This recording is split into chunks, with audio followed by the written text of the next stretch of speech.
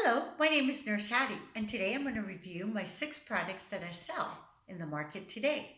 Let's start with these two. These are FDA approved, meaning that they've had to go through a lot of studies to get FDA label on them. This product right here is a BHB with a controlled solution. This product here has a controlled solution in it.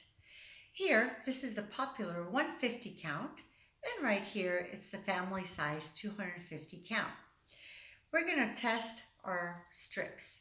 We're going to use 2 different strips. One I'm going to use as a controlled strip, just to remember the color that it's supposed to be on the strip before you use it.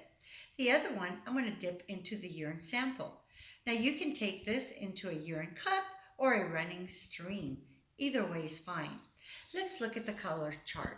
Wow, this patient already has a change in color, which means they have ketones in their urine. Good job, dieter.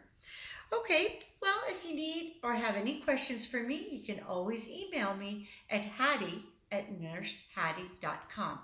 Thanks for watching, and I hope this was helpful for you.